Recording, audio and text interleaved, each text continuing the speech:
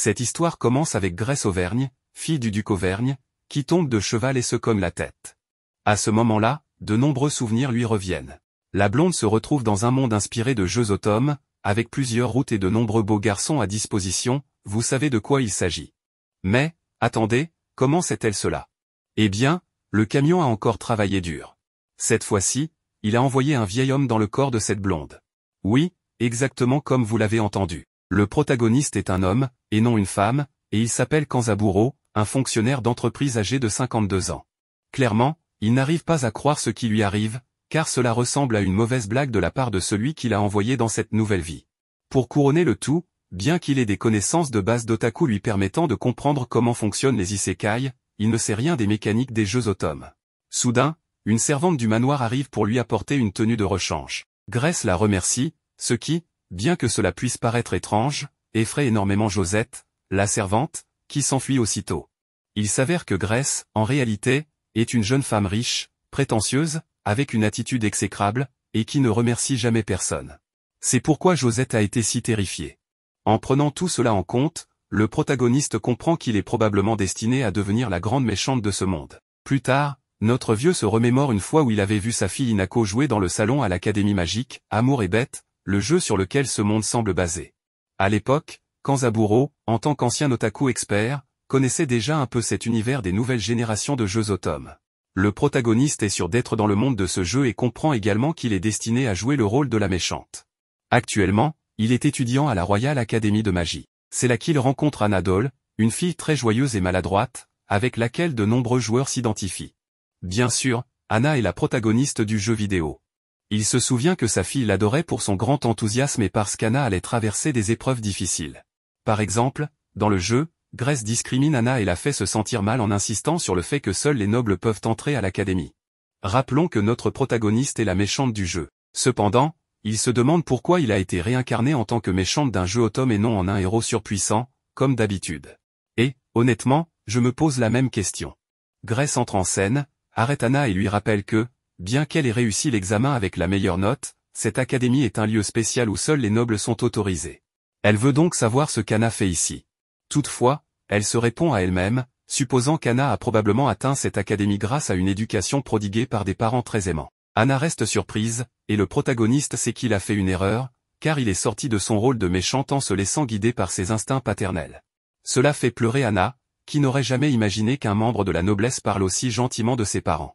Tout le monde commence à croire que Grace a dit quelque chose de terriblement méchant pour faire pleurer une plébéienne, alors elle emmène Anna dans un autre endroit. Là-bas, Grace lui demande si elle se sent un peu mieux.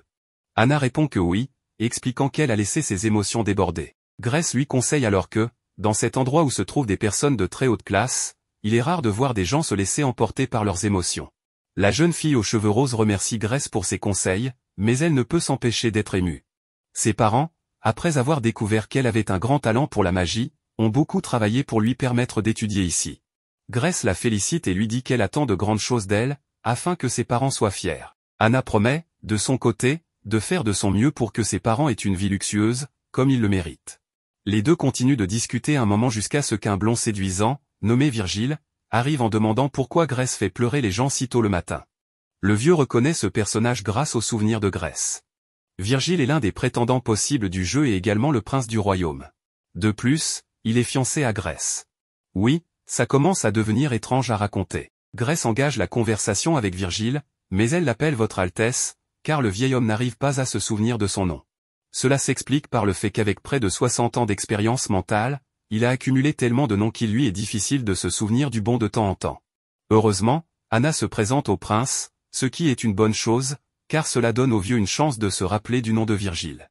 Il se souvient également qu'il est courant, dans la noblesse, de ne pas se présenter soi-même mais de laisser un accompagnateur le faire. Grace saisit donc l'occasion pour présenter Anna au prince et laisse cette dernière deviner son nom. Par chance, Anna y parvient, et le protagoniste peut souffler un peu. Virgile prend congé, leur donnant rendez-vous à la cérémonie d'entrée. Le protagoniste trouve cette scène familière et se souvient que sa fille lui avait expliqué que, dans le jeu, après qu'Anna a été humiliée par Grace, elle partait pleurer dans le jardin, où elle rencontrait le prince Virgile, déclenchant ainsi la route du prince. Grace demande à Anna ce qu'elle pense du prince. Anna répond qu'il semble être une bonne personne. Le vieux commence à croire qu'il y a déjà un soupçon d'amour dans cette réponse, mais cette idée est interrompue lorsqu'Anna exprime son désir de devenir amie avec Grace. Elle demande si elle peut commencer à l'appeler Mademoiselle Grace, ce à quoi cette dernière répond qu'il n'y a aucun problème. Plus tard, à l'intérieur de l'académie, le protagoniste est fier de lui-même. Malgré le fait qu'il ne soit pas réellement une jeune femme de la noblesse, il s'en sort bien, et personne ne semble s'en douter. Soudain, il rencontre un vieil homme qui dit être ravi d'avoir Grace à l'académie. Grâce au souvenir de Grace, le protagoniste se rappelle que cet homme est le directeur de l'académie. Le problème est que, encore une fois, il n'arrive pas à se souvenir de son nom. Mais comme il porte le titre de directeur, il finit par l'appeler ainsi, et le problème est résolu. Cela dit, tout le monde est surpris par le comportement si élégant du vieux ou plutôt de Grace.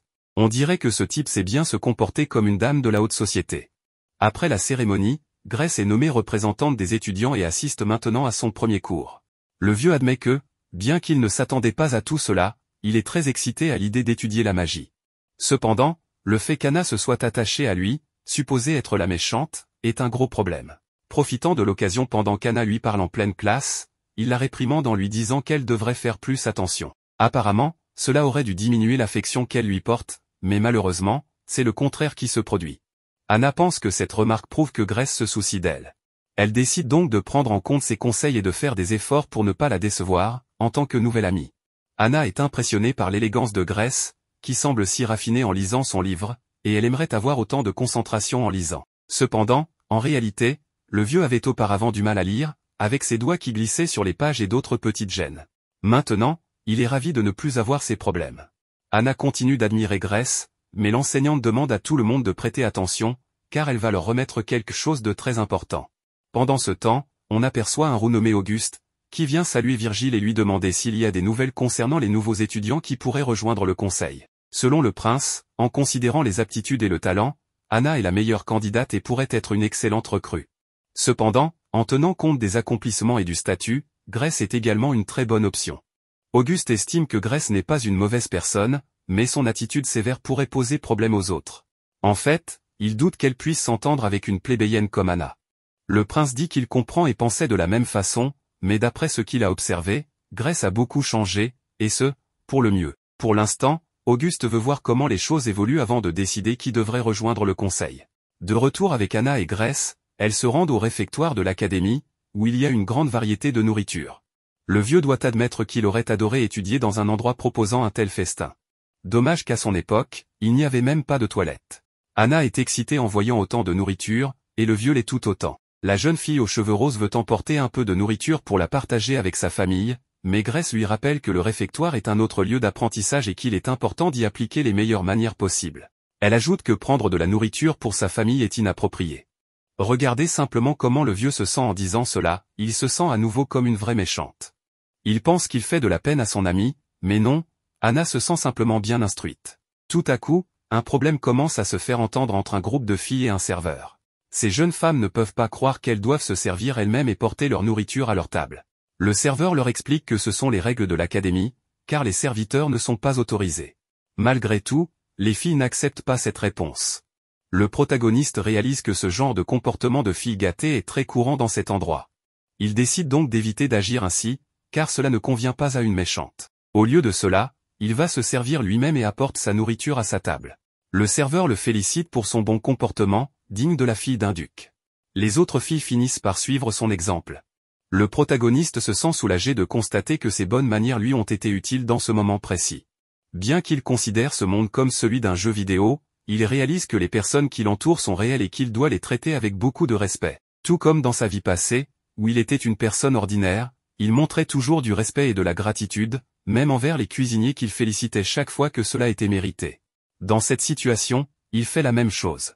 Apparemment, tout le monde présent est ravi qu'une personne comme lui félicite le chef, et cela devient progressivement une tradition dans toute l'académie. Dans sa vie précédente, Kanzaburo était un otaku irréductible. Bien qu'il ait été fonctionnaire et qu'il ait eu 52 ans, il avait félicité sa fille pour avoir suivi ses enseignements. Ken et sa fille étaient tellement enthousiastes à propos des produits officiels qu'ils ont même fait une pause typique d'otaku.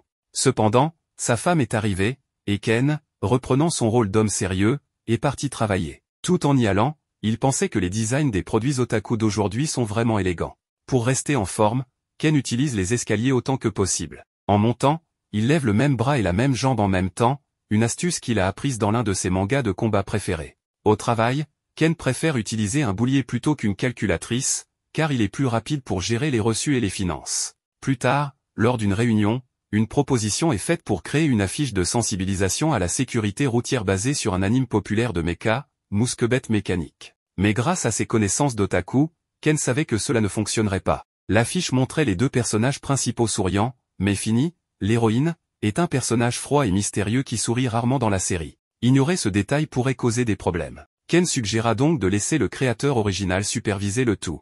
En fin de journée, Ken était satisfait d'avoir accompli son travail avec sérieux et efficacité. Sur le chemin du retour, il sauva un enfant qui allait être écrasé par le camion Isekai. Cet acte lui permit de se réincarner en Grace, une vilaine dans un monde fantastique. Ken s'est bien adapté à sa nouvelle vie, mais son plus grand défi est son manque d'expérience avec les jeux automnes. Cependant, il reconnaît facilement certains éléments, comme les intérêts romantiques du jeu. Le prince avait convoqué Grace et Anna dans le bureau du conseil des étudiants de l'académie. Là, il se présenta lui-même comme Virgile Vierge, le président du conseil, Auguste Lyon, le chef de la sécurité aux cheveux roux, Richard Verseau, le vice-président aux cheveux bleus, et Pierre Gémeaux, le secrétaire du conseil. Tous étaient en deuxième année. Ken, en tant que Grace, connaissait bien ces personnages, car ils apparaissaient sur la jaquette du jeu Académie Magique, Amour et Bête. Le but du jeu est de jouer à Cupidon pour que l'héroïne, Anna, tombe amoureuse de l'un d'eux. En tant que Grace, son rôle est d'interférer dans leur relation. Mais Ken n'avait aucune idée de comment ruiner leur romance.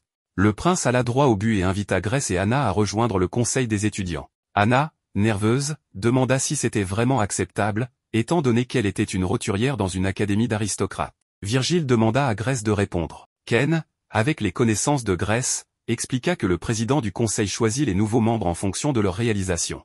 Malgré ses origines, Anna avait obtenu la meilleure note à l'examen d'entrée, ce qui rendait son invitation parfaitement logique. Auguste ne s'attendait pas du tout à une telle réponse de Grace. Il pensait qu'elle critiquerait Anna pour sa condition de roturière. Ken réalisa qu'il avait agi comme s'il évaluait les performances d'un membre de son équipe de travail. Anna, quant à elle, lui lançait un regard rempli d'admiration, comme pour dire « Oh, il veut vraiment être mon ami ». Ken essaie d'endosser le rôle d'une véritable méchante en avertissant Anna sur son comportement. Elle lui explique que, si elle souhaite rejoindre le conseil des étudiants, elle devra adopter les manières et l'étiquette propres à la haute société. De nombreuses règles et tâches devront être mémorisées, et Grace se chargera personnellement de les lui inculquer. Ken voulait se montrer intimidante, mais ses paroles se sont finalement révélées pleines de gentillesse. Touchée, Anna s'est engagée à donner le meilleur d'elle-même pour devenir une membre exemplaire du conseil. Sa détermination a non seulement captivé l'attention, mais aussi suscité l'admiration des prétendants amoureux, qui ont commencé à voir Grace sous un jour nouveau. À partir de la semaine suivante, Anna et Grace rejoindront officiellement le conseil. Lorsqu'elles ont quitté la salle, Anna a partagé son sentiment de vivre un rêve. Mais Grace, se croyant maligne, lui a rappelé que c'était la réalité. Satisfaite, Ken a conclu qu'elle avait suffisamment joué son rôle de méchante pour la journée. Quant à la romance du jeu, Ken espérait découvrir, grâce à leur proximité dans le conseil, lequel des prétendants Anna choisirait.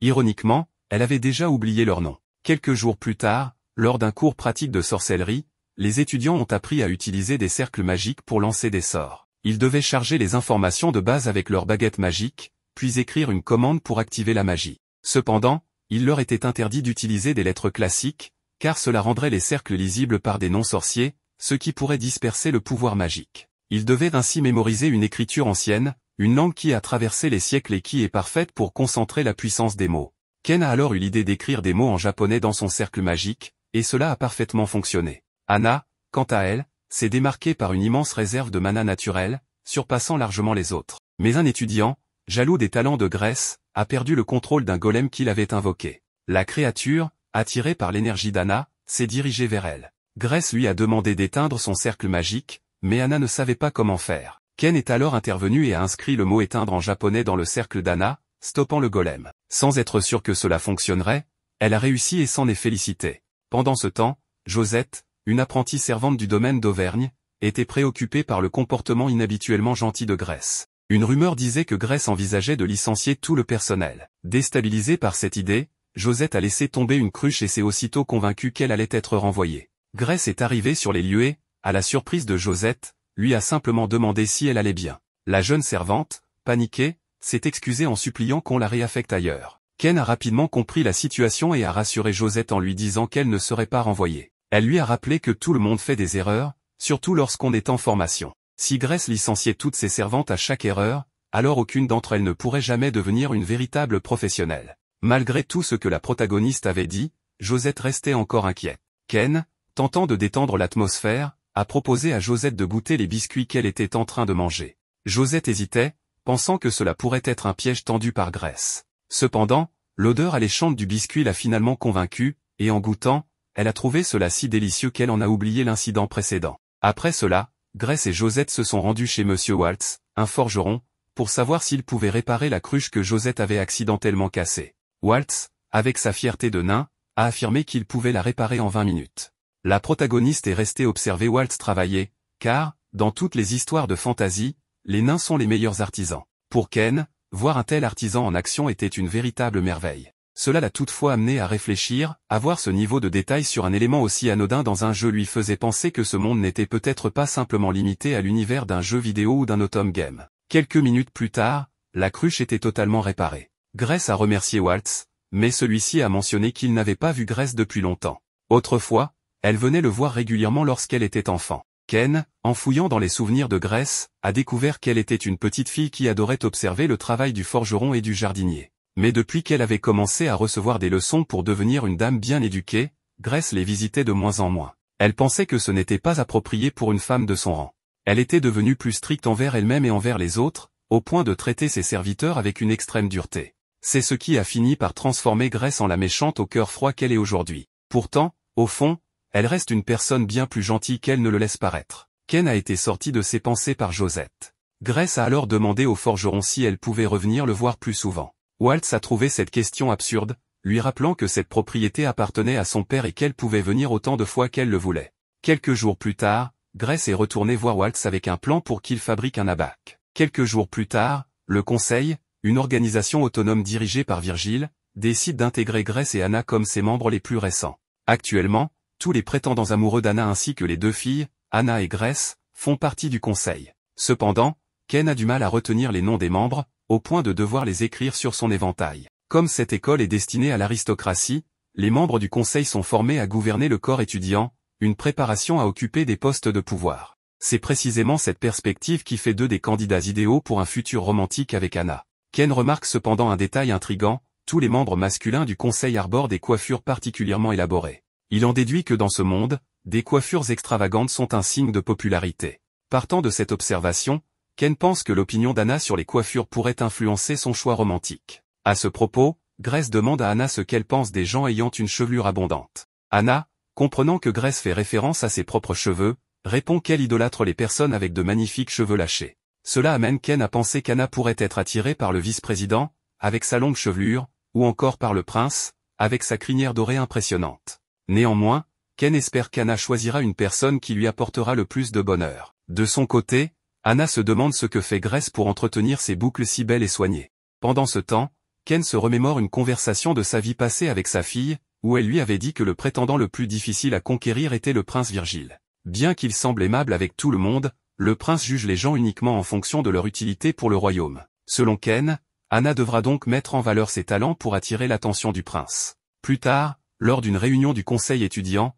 Anna et Grace examinent le budget. Pendant ce temps, le prince observe les deux filles. Il pense qu'Anna est une promesse d'avenir, grâce à ses excellentes notes et son dévouement sans faille au conseil. Quant à Grace, son talent pour la magie et sa récente amabilité ne passent pas inaperçus. Cependant, Virgile ne peut oublier que Grace est sa fiancée, un arrangement conclu pour le bien du royaume. Bien qu'ils se connaissent depuis leur enfance, le prince n'a jamais ressenti de sentiments romantiques pour elle. Il se convainc que c'est mieux ainsi, car en tant que futur roi, il ne pourrait rêver d'une épouse plus utile à son royaume. Alors qu'Anna demande à Grace de l'aider à résoudre un problème de budget, Grace utilise un abaque pour effectuer des calculs et découvre que la différence entre les deux sommes est de 86 400 magie. Néanmoins, aucune ligne des tableaux ne correspond exactement à cette valeur. Grace divise alors la somme par 9, obtenant 9600, un chiffre qui, cette fois, correspond à une entrée. Elle explique que cela s'explique par une erreur fréquente, lorsqu'un chiffre est ajouté à un nombre par erreur, la valeur totale est multipliée par 10. Diviser par 9 permet donc de retrouver la valeur d'origine. Le prince, étonné par les compétences inattendues de Grace en mathématiques, se rappelle qu'elle prétendait ne pas être douée pour les chiffres. Pour se justifier, Grace mentionne que ce savoir lui est venu par chance. Un jour, à la bibliothèque, un livre était tombé et s'était ouvert sur une page expliquant ce concept. Évidemment, Ken savait que c'était une très mauvaise excuse, alors il décida de changer de sujet et dit au prince que le plus important était de reconnaître Anna. En effet, c'est elle qui avait calculé sérieusement tous ces chiffres, une tâche que la plupart des gens trouveraient ennuyeuse. Bien que Grace ait dit tout cela, ce n'était pas suffisant pour tromper l'œil avisé de Virgile. Ce dernier savait très bien que la blonde était très compétitive et qu'elle avait probablement surmonté ses défauts en passant de longues heures à étudier les mathématiques en secret. Cependant, il décida de ne rien dire. Non satisfaite de ses efforts, Grace partagea même ses éloges avec l'une de ses camarades. Ainsi, ce mélange de talent et d'humilité fit que l'estime du prince pour elle augmenta considérablement. Maintenant, Virgile pensait que sa fiancée était un atout incroyable pour le royaume. Plus tard, on apprend que, bien que tous les membres du conseil soient populaires, la question de savoir lequel d'entre eux est le plus fort reste en suspens. L'un des principaux candidats est Auguste, qui peut utiliser la magie pour augmenter ses capacités physiques et est spécialisé dans les arts martiaux. L'autre grand candidat est Richard, un maître d'escrime utilisant les techniques mythiques d'un style de combat transmis dans sa famille. Le prince donna alors le signal pour qu'ils commencent leur entraînement. Les deux se mirent à combattre avec une telle intensité que Ken fut émerveillé par l'ampleur des batailles de ce monde, qu'il avait sous-estimé en pensant qu'il s'agissait d'un simple jeu. À la fin de l'entraînement, Auguste et Richard décidèrent d'un match nul, mais soudain, un insecte s'introduisit dans le dos d'Auguste. Ce dernier demanda à Richard de l'enlever, mais Richard refusa, car il n'aimait pas non plus les insectes. Grace intervint rapidement et se débarrassa de l'insecte, réalisant qu'il s'agissait d'un scarabée cerf. Ken fut extrêmement excité intérieurement, car cet insecte était une véritable superstar en entomologie. Malgré cela, Auguste suggéra de tuer immédiatement le scarabée, mais Grace refusa catégoriquement de faire une chose aussi cruelle. Elle invoqua un cercle magique et ordonna à l'insecte de retourner chez lui. Elle expliqua au garçon que tous les êtres vivants faisaient partie de la grande œuvre de la nature,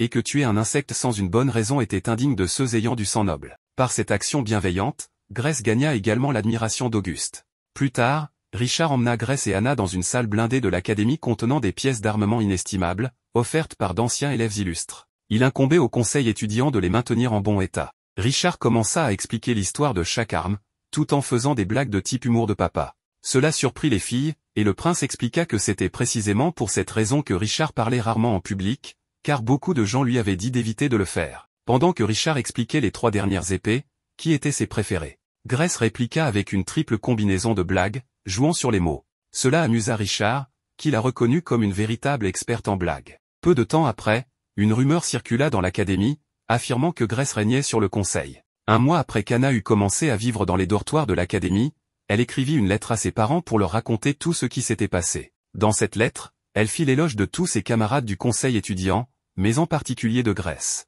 Elle mentionna également qu'il y avait 2 chevaliers parmi les membres de première année du conseil, l'un d'eux était le prince Lucas Vierge, le frère cadet du prince héritier et 2e dans l'ordre de succession au trône. L'autre était Lambert Balance, un homme d'une grande intelligence dont les notes figuraient parmi les meilleures. Il maîtrisait rapidement les différentes tâches du conseil, mais avait une attitude particulièrement sévère envers Anna. Pour une raison inconnue, il la réprimandait souvent, affirmant que, bien qu'elle ait de meilleures notes que lui, elle était plus lente à accomplir les tâches du conseil. Heureusement, Grace ayant terminé son travail, elle envoya Lambert déposer ses dossiers avec ceux des autres. Quand Lambert quitta la pièce, Anna se demandait si elle avait fait quelque chose pour qu'il la déteste. Cependant, Lucas lui expliqua que ce n'était pas le cas. En réalité, bien que Lambert soit l'héritier de la prestigieuse famille Lambert, il était adopté. Il était né comme 3e fils d'une famille noble en faillite, ce qui le plaçait au même rang qu'un roturier. Toutefois, grâce à son intelligence et à ses aptitudes pour la magie, il avait pu s'inscrire à l'académie. Cela signifiait que Lambert et Anna se trouvaient dans des situations similaires. Par conséquent, Lambert la voyait comme une rivale, et son attitude venait du fait qu'il ne voulait pas perdre face à elle. Le lendemain, Anna réussit à terminer les registres avant Lambert, grâce à Grace qui lui avait appris la veille à utiliser un abaque. Lambert se défendit en disant que ce n'était pas juste, car il n'était pas sur un pied d'égalité, Anna avait un abaque et lui non. Grace, avec sa sagesse infinie, rappela à Lambert que l'objectif de ces tabulations était de garantir le bon fonctionnement du conseil et non de faire une compétition. Pourtant, c'était lui qui avait insisté pour voir qui finirait en premier. Ce jour-là, Grace avait apporté un abaque supplémentaire, qu'elle proposa à Lambert. Bien sûr, Lambert le voulait, mais cela faisait partie du plan de Ken, car Grace avait demandé à Anna d'enseigner à Lambert comment utiliser l'abaque. Plus tôt, Grace avait parlé à Anna et lui avait expliqué que Lambert pourrait être réticent à accepter son aide. Elle lui conseilla de ne pas avoir peur, de le regarder dans les yeux et d'être sincère, car les tsundere étaient faciles à convaincre. Anna, suivant les conseils de sa mentor, dit à Lambert qu'elle voulait travailler avec lui pour tirer le meilleur parti de l'abaque et prouver son utilité, non seulement au conseil mais aussi à l'académie. Comme l'avait prédit Grèce, Lambert accepta sa proposition. À ce moment, Grèce suggéra à Lucas de venir lui aussi apprendre à utiliser la bague. Elle pensait que si Lambert avait un rival, cela le motiverait davantage. Lucas, étant du genre manipulateur, adorait l'idée et alla apprendre avec Anna. De son côté, la jeune fille aux cheveux roses était heureuse de pouvoir devenir amie avec les autres membres de première année du conseil. Ken, quant à lui, trouvait Lambert assez facile à comprendre, mais des personnages comme Lucas étaient bien plus compliqués, ce qui signifiait que sa route devait être difficile. Maintenant qu'elle avait réussi à les faire interagir, Ken pensa que la bannière de l'amour d'Anna était probablement en place. Cependant, Ken réalisa peut-être avoir tout fait à l'envers, car le rôle de la méchante n'était pas de découvrir comment compléter toutes les routes. Mais il était déjà trop tard pour faire marche arrière, alors elle décida qu'il valait mieux que la méchante fasse tout son possible. Depuis que Ken est devenu Grèce, un mois s'est écoulé. Pendant ce temps, Anna et lui ont poursuivi leurs études à l'Académie royale de magie et sont sur le point d'atteindre un nouveau niveau de maîtrise magique. Dès le début, Anna invoque sa bête familière et fait apparaître un Pégase. D'après l'évaluation de la professeure, cette créature possède l'attribut du vent et sera désormais son compagnon. Ken trouve que ce Pégase lui correspond parfaitement et se rappelle que sa fille lui avait expliqué que la mention bête dans le titre du jeu faisait référence aux familiers magiques, de petites créatures servant leur maître. Dans le jeu, l'héroïne reçoit un œuf juste après son inscription à l'académie. Après un mois d'études, l'œuf éclot et donne naissance à un compagnon magique qui élargit considérablement la palette de sorts utilisables. Cela signifie que les véritables leçons de magie ne commencent qu'après l'obtention du familier. De plus, ce dernier joue un rôle crucial dans l'évolution de l'histoire et des différentes romances, car le type de bête invoquée peut en modifier le cours de manière drastique. Grèce félicite Anna pour son Pégase et lui explique que, comme il a l'attribut du vent, elle devra se concentrer sur la magie de cet élément. La jeune fille aux cheveux roses est ravie, car elle adore la magie du vent et son Pégase en est imprégné. À ce moment, Grèce entend certains étudiants murmurer qu'ils ne comprennent pas bien les affinités élémentaires. Ils se demandent si la magie du vent est plus compatible avec l'eau ou le feu. Ils trouvent ces doutes légitimes, car les interactions entre éléments peuvent être complexes selon les jeux. Avant que la professeure ne poursuive le rituel d'invocation, il lui demande donc de faire un bref rappel sur les attributs élémentaires. Cette attitude studieuse et réfléchie impressionne encore plus Anna. La professeure explique alors que la magie de ce monde repose sur 4 éléments, le feu, la terre, l'eau et le vent. Absolument tout y est divisé en ces catégories. Chaque élément possède ses forces et faiblesses par rapport aux autres, d'où l'importance de bien comprendre ses affinités, que l'on soit en rôle de combat ou de soutien. Par exemple, contre un monstre d'eau, il est logique d'utiliser un sort de feu.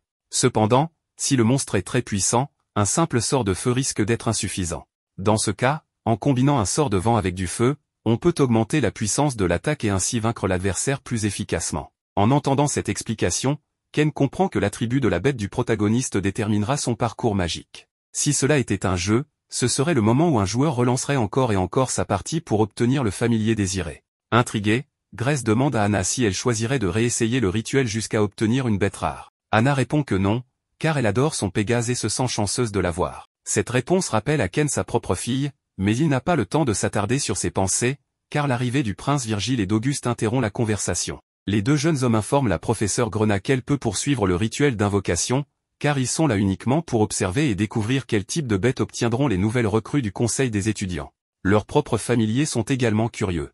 La bête du prince Virgile est un griffon avec l'attribut du vent, tandis que celle d'Auguste est un garouda avec l'attribut du feu. Ces créatures sont extrêmement rares et possèdent bien plus de mana que la normale. Comparé à elle, le Pégase d'Anna est relativement ordinaire. En voyant l'invocation d'Anna, Virgile trouve cela logique, les Pégases sont des bêtes dociles qui reflètent facilement le talent de leur maître, ce qui en fait un choix parfait pour elle. Il rappelle également que c'est le travail du dresseur qui fait réellement la force d'un familier, quelle que soit son espèce. Vient ensuite le tour de Grèce d'invoquer sa propre bête. Il se place au centre du cercle magique tandis que Ken réalise avec étonnement qu'un mois s'est déjà écoulé depuis la distribution des œufs. À ce moment-là, la professeure leur avait expliqué que, pour pouvoir former un contrat avec leur bête, ils devaient lui donner un nom. Une fois ce contrat conclu, l'œuf était stocké dans un sous-espace et, pendant un mois, les étudiants devaient l'alimenter en mana pour favoriser sa croissance. Revenant au présent, Grèce se prépare à finaliser son rituel d'invocation. Il se dit que, maintenant qu'Anna a déjà invoqué sa propre bête et qu'elle est l'héroïne du jeu, plus personne ne devrait vraiment s'intéresser aux résultats de son invocation. Mais il se trompe lourdement, Auguste espère vivement qu'il obtiendra une bête de feu, car cela correspondrait bien à sa propre affinité. De plus, selon lui, ce serait un choix parfait pour Grèce, dont la personnalité reflète cet élément.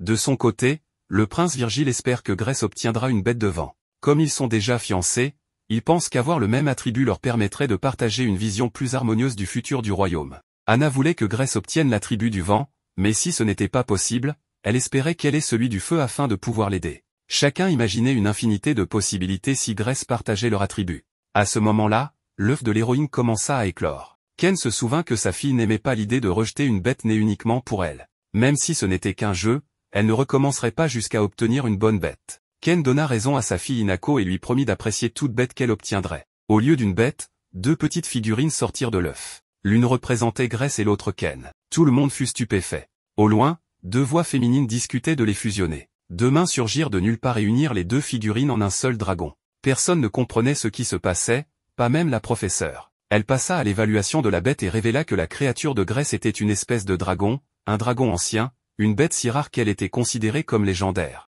Concernant ses attributs, le dragon en possédait 2, feu et eau. Lorsque la professeure annonça cela, le prince déclara que c'était impossible, car toutes les bêtes étaient censées être limitées à un seul attribut élémentaire. Le feu et l'eau étant des éléments opposés, il était inconcevable qu'ils coexistent au sein d'une même créature. Hinako Tondabayashi était une jeune femme de 20 ans née de parents otaku.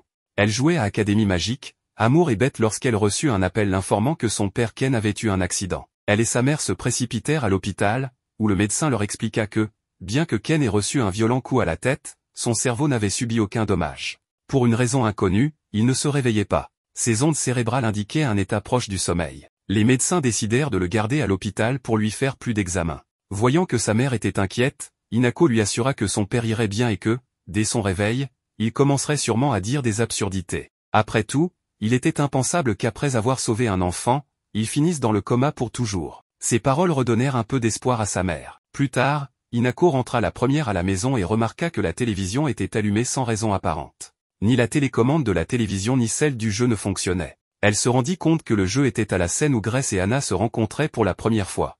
Les dialogues de la méchante avaient changé et le jeu affichait Ken. Quand sa mère rentra, Hinako lui expliqua que Ken était en réalité piégé dans le jeu. Contre toute attente, sa mère la crut immédiatement. Hinako détailla la situation et, bien que les dialogues aient changé, elle pouvait encore progresser dans l'histoire. Elles consultèrent le journal du jeu pour voir où en était l'histoire. Elles y trouvèrent un passage où Ken remerciait un chef cuisinier pour son repas, confirmant qu'il était bel et bien dans le jeu. La question se posait alors de savoir comment récupérer l'esprit de Ken. Hinako pensa que la solution la plus logique était de terminer le jeu, mais cela ne garantissait pas le retour de Ken. Elles décidèrent que Hinako continuerait à jouer pour voir ce qui se passerait. Elle passa toute la nuit à jouer et, le lendemain, annonça à sa mère qu'elle avait réussi à avancer d'1 mois dans l'histoire du jeu. Cela signifiait que le temps s'écoulait différemment dans le jeu et dans le monde réel. Elle était parvenue au premier grand événement du jeu, le rituel d'invocation de la bête. Le jeu lui demanda si elle voulait donner un coup de main à Grace dans son invocation. C'était la première fois qu'une option lui était proposée, car jusqu'ici, elle était restée bloquée sur un chemin déterminé. Hinako réalisa que cela signifiait qu'elle pouvait influencer l'histoire. Elle ne comprenait pas comment aider, puisque l'invocation d'une bête reposait uniquement sur la chance. Le jeu semblait leur demander directement si elle voulait aider Ken. Hinako décida de tenter sa chance. Dès qu'elle accepta, les figurines de Grace et Ken apparurent à l'écran. Le jeu annonça que le mana de Grace et de Ken serait combiné pour créer une bête, demandant aux joueurs d'unir leur mana forme en utilisant ses mains pour un contact direct. Hinako doutait que cela fonctionne, car leur téléviseur était un vieux modèle. En approchant sa main de l'écran, elle découvrit qu'il ressemblait à un portail vers un autre monde. Elle y plongea ses mains et fusionna les 2 mana formes,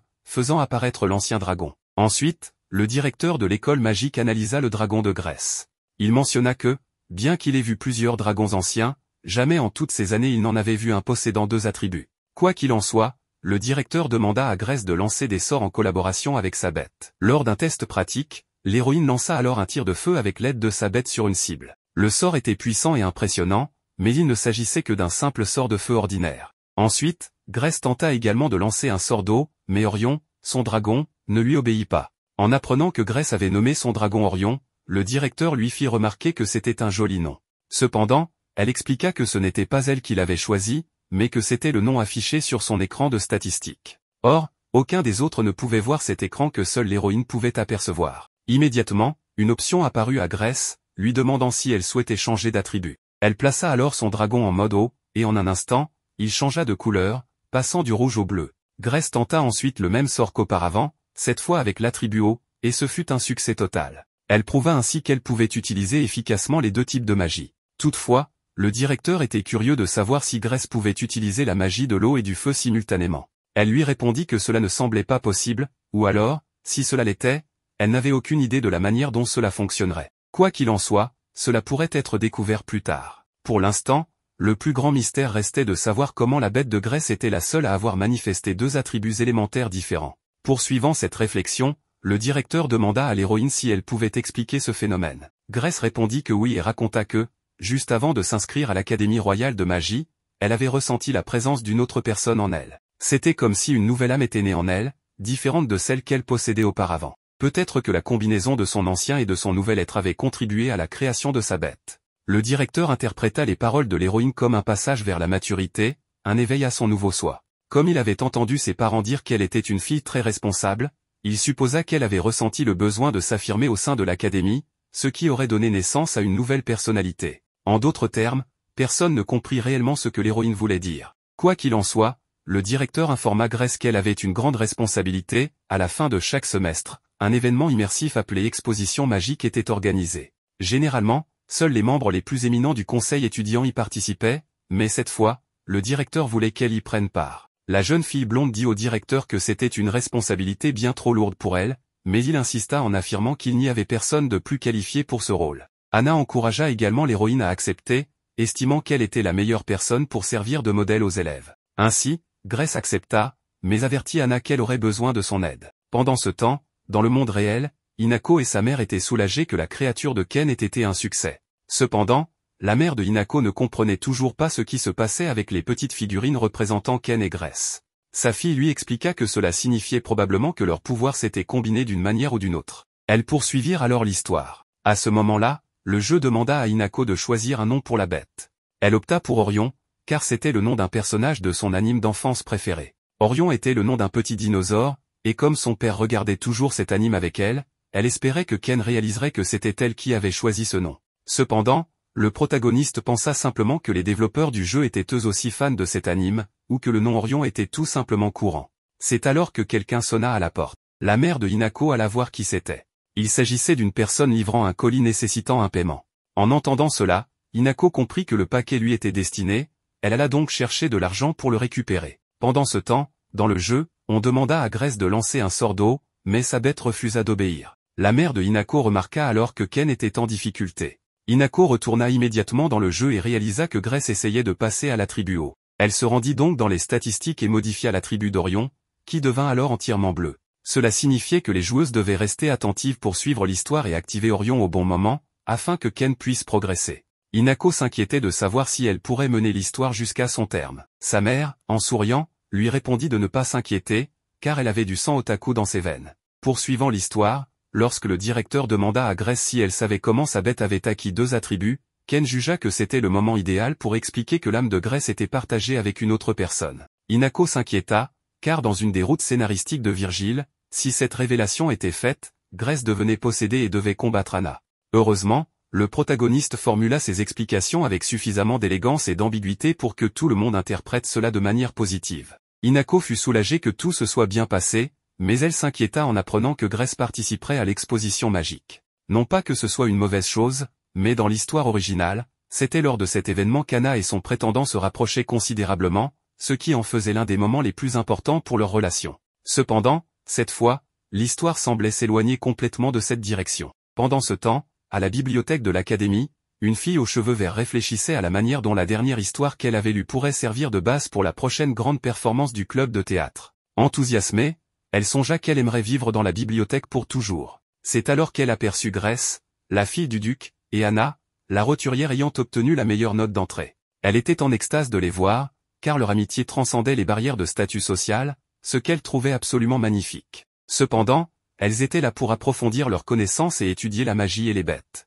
Ken voulait particulièrement en apprendre plus sur Orion, la nouvelle bête de Grèce, ainsi que sur les mystérieuses mains flottantes aperçues lors du rituel. Il se demandait aussi à qui appartenait la voix entendue à ce moment-là. C'est alors que Grèce sentit une présence, et en levant la tête, elle aperçut le prince Virgile de loin. C'est alors que Pierre, le secrétaire du conseil des étudiants et assistant du prince héritier, arriva en hâte. Ken avait déjà oublié son nom, mais grâce à Anna, elle put le saluer correctement. Pierre était très pressé car il cherchait le prince. Cependant, ni Grèce ni Anna ne l'avaient vu. Il s'avéra que le prince disparaissait souvent, car bien que Pierre soit un excellent assistant, il était aussi très formel et rigide. Cette attitude mettait parfois tant de pression sur le prince qu'il était obligé de se cacher pour respirer un peu.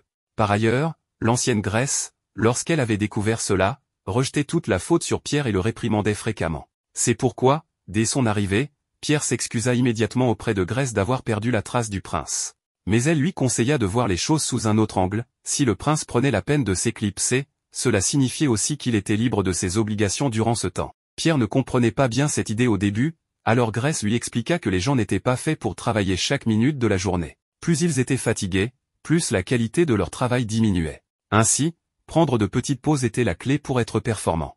Ces paroles firent penser à Pierre que Grèce faisait preuve d'une grande sagesse. L'héroïne ajouta que tout le monde savait à quel point il travaillait dur pour le prince et que, l'académie étant un lieu très sûr, il n'avait pas besoin d'être aussi tendu. Pierre se sentit profondément honoré de recevoir ces nobles paroles de Grèce. En changeant de sujet, Anna a demandé au secrétaire de lui parler un peu de sa bête. Immédiatement, le jeune homme a sorti Pollux, une gargouille qui possède l'attribut de l'eau. Pollux s'accorde parfaitement avec la bête de Virgile, qui a l'attribut du vent. Pour cette raison, Pierre est très fier, car le prince a été choisi pour faire une démonstration lors de l'exposition magique de l'année dernière, et il l'a humblement soutenu pendant l'événement. Grèce, en réalité, ne savait pas que cela fonctionnait ainsi, alors Pierre lui a dit que si elle avait un jour besoin d'aide, elle ne devait pas hésiter à lui en parler. Après tout, elle et le prince se marieront en temps voulu, donc son service envers le prince s'étend naturellement à elle aussi. La blonde a remercié Pierre, mais elle lui a dit de ne pas sauter aux conclusions, car jusqu'à ce que Virgile ne se marie réellement, il n'y a aucune garantie qu'elle deviendra sa femme. Le prince, qui écoutait la conversation, a immédiatement sauté du deuxième étage, demandant à Grèce ce qu'elle voulait dire par là. Cependant, dès qu'il a atterri, son fidèle assistant l'a attrapé. Le pauvre prince s'est lamenté d'avoir oublié ce petit détail. D'un autre côté, Anna a demandé à Grèce si elle avait déjà remarqué que Virgile était là-haut, mais Grèce a répondu, peut-être, qui sait? Anna ne comprenait toujours pas comment le prince avait pu entendre la conversation d'une telle hauteur. Il lui a alors expliqué qu'il avait utilisé un peu de magie du vent. Le prince a créé un tunnel d'air qui transporte les sons lointains, et bien que Virgile affirme que c'est un sort simple, il faut en réalité beaucoup de compétences pour le lancer. Pierre a dit au prince qu'un tel sort n'était pas digne de lui, car il est principalement utilisé pour écouter les conversations des autres en secret. Virgile a répondu qu'il le fait parce qu'il devra écouter les voix de tous ses sujets après être devenu roi, donc pour l'instant, il ne fait que s'entraîner. Grèce, trouvant la magie du vent très intéressante et se rappelant qu'Anna avait aussi une bête avec la magie du vent, a demandé au prince d'apprendre à la rousse tout sur la magie du vent. La véritable intention de Grèce était d'emmener Anna plus loin sur son chemin, en augmentant son niveau d'intimité avec le prince. Le prince a accepté, mais Anna ne voulait pas le déranger. Grèce a alors vu là une bonne occasion de jouer les méchants. Elle a dit à Anna de descendre de son piédestal, car cette formation avec le prince n'était pas pour son bénéfice, mais pour l'exposition magique, où elle servirait d'assistante à Grèce. Anna était ravie d'apprendre qu'elle serait l'assistante de Grèce, alors elle a immédiatement accepté d'apprendre avec le prince et a juré de donner le meilleur d'elle-même à l'exposition magique. Le prince était également plus qu'heureux d'offrir son soutien à Grèce. Quant à Pierre, il a réalisé que bien que Grèce ait présenté la situation comme étant à son avantage, c'était en réalité un moyen d'offrir à Anna une bonne opportunité d'apprentissage. Une fois de plus, Grèce a fini par passer pour la gentille plutôt que pour la méchante.